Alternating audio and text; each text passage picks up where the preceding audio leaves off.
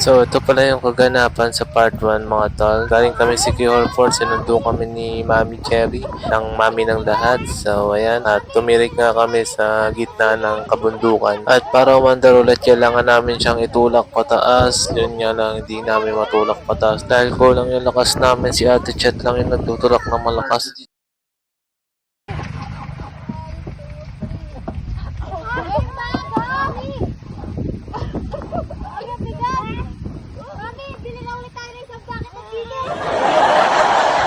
Malakas pa yung sigawa namin kesa magtulak. Isang bakit pa ng chicken yan. Part 2 dito sa may Sikihor, bali nagarga lang kami ng motor sa may Mad Monkey. So yung nakuha ko is Suzuki Avenis 125 at yun sa pinsang ko na si Hana is naka Honda Beat. Alright, so nagpa-full tank na rin kami dyan. Pabalik na kami sa barangay Kang Asa kung saan yung bahay ni Lolo. Kung mapapansin nyo yung suot ko dyan is nakasando lang, naka-short, chinelas.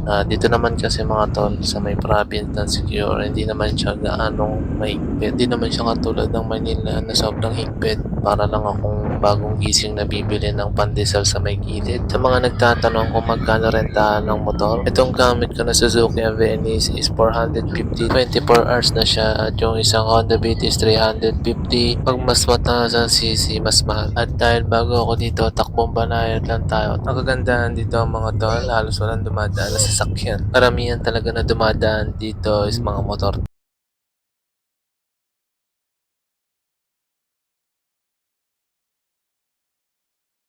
2 hours later. Next namin pinuntahan itong iHeart Balete 3, Balete Fish Spa. Ang entrance fee nga pala dito mga tol is 20 per head. At ayun na nga mga tol, umupo na ako dito at pag upo ko nilatag ko na ang aking maywagang paa at ayun nagdagsa ang mga isda. Hinaangat ko nga yung paa ko dito dahil lumarami nga ang mga isda.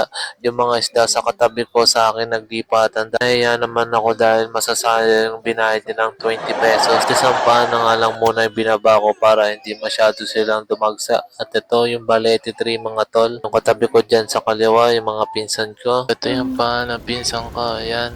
At pakinggan natin yung sinasabi ni Yoko dahil meron siyang sinasabi na masarap daw yung kalyo niya. Pakinggan natin. Let's go. Sarap. Sarap ng kalyo. Ang sarap ng kalyo. Tony ko. Dito pala ako sa may right side. So ayun ako nakasombrero. Dito naman sa bandang kaliwa si Hana malungkot dahil walang isdang lumalapit sa kanya. Ayan, ang Balete 3 mga tol. Sobrang ganda. At yun na nga next namin pinuntahan dito sa may San Isidro, Labrador. At syempre dito tayo sa may museum. Ayan. At meron siyang entrance fee na 20 pesos. Ayan, so nagpicture muna kami dito bago kami umakyat. Alright, so ito yung sa taas niya mga tol. Ayan.